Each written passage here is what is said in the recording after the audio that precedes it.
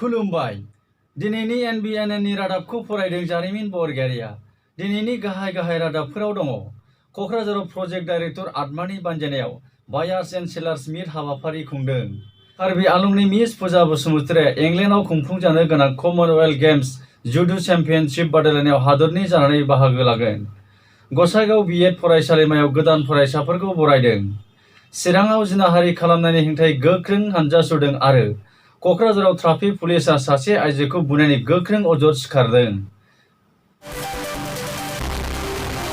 दानिया फैदो आबुं रादाबाव कक्राझार सहरनि खोला फारसे नाराबारियाव थानाय गार्लस कलेजनि सावराय जथुम नबलाङाव प्रजेक्ट डाइरेक्टर आत्मानि बानजायनायाव दिनै खुस्रा फालांगियारि बायग्रा आरो फानग्राफोरखौ लानानै गुवारै सावरायलायनाय हाबाफारि मावफुङो आसाम एग्रि बिजनेस रुरेल ट्रेन्सफरमेशन आफादनि हेफाजाबाव खुंफुंनाय बायार्स एन्ड सेलार्स मिट हाबाफारियाव नडेल अफिसार मधुराम पाटुरिजों लोगोसे एग्रिकालचारनि डाइरेक्टर एम स्वर्गियारि आरो खुस्रा फालांगियारि बायगिरिफ्राबो बाहागो लायो।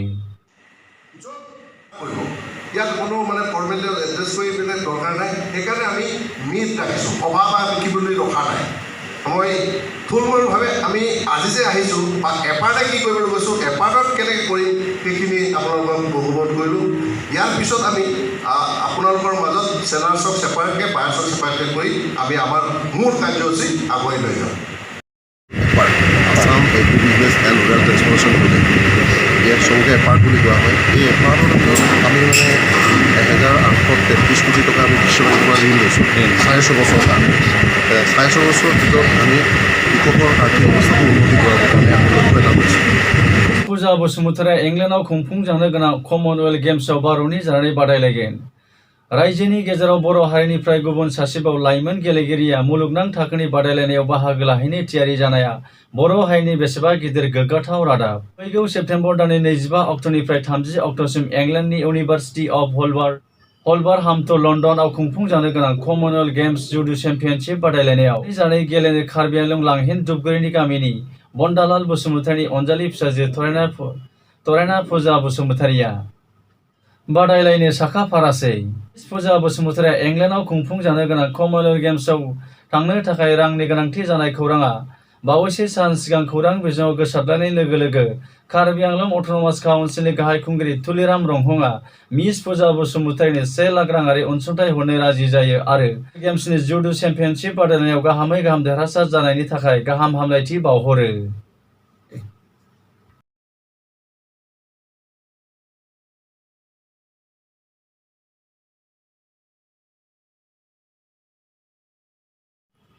गसाइगाव बिएड कलेजाव गोदान फरायसाफोरखौ बरायदों कक्राझार जिल्लानि गसाइगाव महकुमानि सिङाव थानाय गसाइगाव बिएड फरायसालिमायाव सानसेनि मेहेरगोनां हाबाफारिजों दिनै बिएड फरायसालिमा गौथुमनि बानजायनायाव गोदान फरायसाफोरखौ बरायनाय हाबाफारि मावफुङो बे हाबाफारियावनो नुजाथिनाय गाहाय आलासि बड'लेण्ड इउनिभार्सिटिनि भाइस चेन्सेलर लाइसाम लावदुसिंजों लोगोसे गसाइगाव बिएड फरायसालिमानि बारगौ गारायम डक्टर कामेश्वर ब्रह्मखौ सिनायथि होयो फरायसा गौथुमनि गाहाय नेहाथारि बिनेश नार्जारिया बे हाबाफारिजोंनो लोब्बा लाखिनानै गसाइगाव बिएड कलेजनि गारायम डक्टर अजित बर'आ गोदान फरायसा बरायनाय हाबाफारिनि थांखिखौ गुवारै बेखेवसारनानै होयो।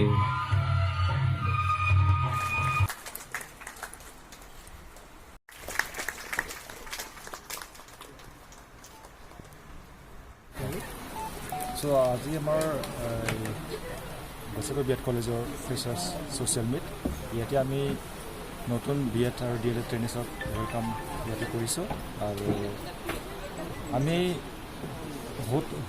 খুবেই সুখী হৈছোঁ যে এনেকুৱা সৰু প্ৰগ্ৰামটো so' this is the first time that has been attended by the Honorable VC of the Bodo University and I do hope that the kind presence of Honorable VC will definitely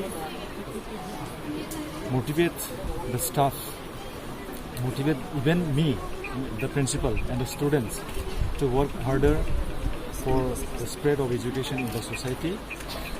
আজি আমি inaugural sessionত আমাৰ Bodo Universityৰ Honorable Vice Chancellor Professor লাইছাম লাডুসিং सारे আহিছে আৰু chief guest चिराङाव जिनाहारि खालामनायनि हेंथायै बुधबाराव गोख्रों हानजा सुरदों से सप्ताह सिगां 15 आगस्तनि मोनाबिलि समाव चिरां जिल्लानि काजलगावआव उन्दै बैसोनि सासे हिन्जावसाखौ खास्रि बिस्राय धालिगावनि बरतलायाव जिनाहारि खालामनाय जाथायनि हेंथायै बुधबाराव चिरां जिल्लानि सदर सहर काजलगाव दखरा दुलाराय बर' फरायसा आफादनि बानजायनायाव गोख्रों हानजा सुनाय हाबाफारि दिन्थिफुङो। काजलगाव दखरा एबसुनि बानजायनायाव दिन्थिफुंनाय हानजा सुनाय हाबाफारियाव काजलगाव दखरा एबसुनि सिङाव थानाय गुबुन गुबुन फरायसालिनि फरायसालिफोरा आखायाव प्लेकार्ड बेनार फेस्टुन लानानै जिनाहारि खालामग्रा दायनिगिरिनि हेंथायै गोख्रों हानजा सुनाय हाबाफारि दिन्थिफुङो। बे हाबाफारियावनो बाहागो लानाय एबसुनि बुंथिगिरि जयन्त बसुमतारिया बुङोदि जिनाहारि खालामग्रा दायनिगिरिखौ 1 सप्ता बारलांब्लाबो चिरां पुलिसआ दासिमबो हमनो हायैया जोबोद दुखुनांथाव होननानै गोख्रों रावजों सोंखारियो।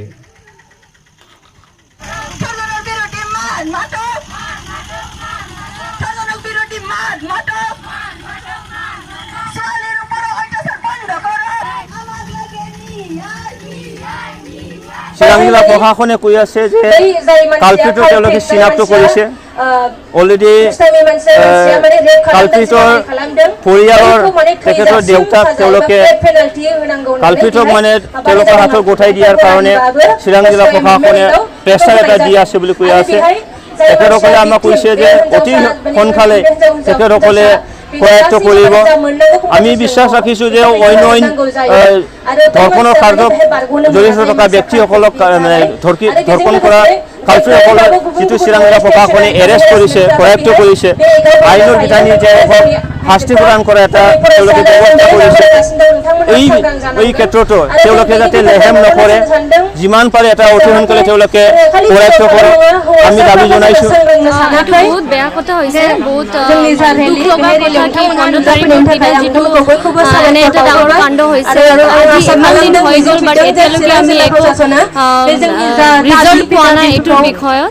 তো আমি এটাই ৰিকুৱেষ্ট আছে কি এনেকুৱা যাতে আগল নহয় সেইকাৰণে সোনকালে ইয়াৰ তদন্ত কৰিব লাগে।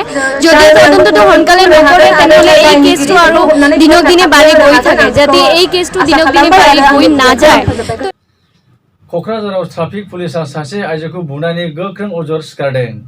बिटिसिनि सदर सहर क'क्राझार नोगोराव दिनै साननि सोराङावनो सासे ट्राफिक पुलिसा चिरां जिल्लानि बेंटल सेरफांगुरिनि थागिबि धरनीधरन बसुमतारिनि बिसि निरुपमा बसुमतारिखौ जेबो जाहोन गैयालासिनो क'क्राझार सहराव रायजो राजाफोरनि सिगाङाव मोखाङाव सौनानै जोखोम खालामनाय जाथायनि हेंथायै बिपिएफ दलनि उमेन ओंसिनि दैदेनगिरिफ्रा गोख्रों रावजों सोंखारियो। क'क्राझार हाई सेकेन्डारीर ओसरत माने आमी गई आसिलो क'क्राझार डिस्ट्रिक्ट प्रेसिडेन्ट বাইদেউ আৰু মই তাতে আমি দেখা পালোঁ মানে আমাৰ সন্মুখতে এজন ট্ৰাফিক পুলিচে এজন মহিলাক এনেকুৱা গুৰিয়াই মাৰিছে যেন এটা জন্তুকেই মাৰিছে।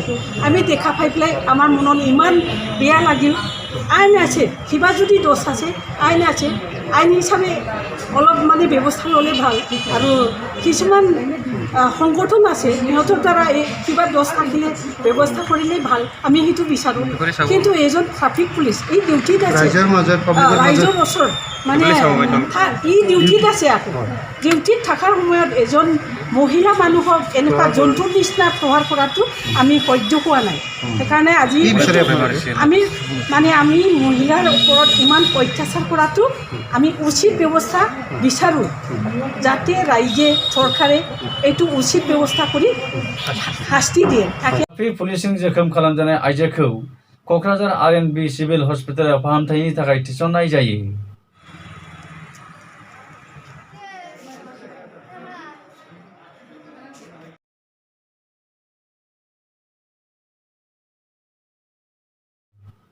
रादाबखौ फोजोबनायनि सिगां गाहाय रादाबखौ फिन खेबसे फरायफिनबावदों।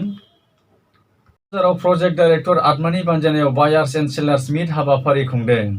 मिस फुजा बसुमतारिया इंलेन्डआव खुंफुंजानो गोनां कमनवेल्थ गेम्स जुडु चेम्पियनशिप बादायलायनायाव हादोरनि जानानै बाहागो लागोन। गसाइगाव बिएड फरायसालिमायाव गोदान फरायसाफोरखौ बरायदों। चिराङाव जिनाहारि खालामनायनि हेंथायै गोख्रों हानजा सुदों आरो क'क्राझाराव ट्राफिक पुलिसा सासे आइजोखौ बुनायनि गोख्रों अजद सिखारदों। बेजों लोगोसे दिनै रादाबा एसेनोसै। गोजोन्थों।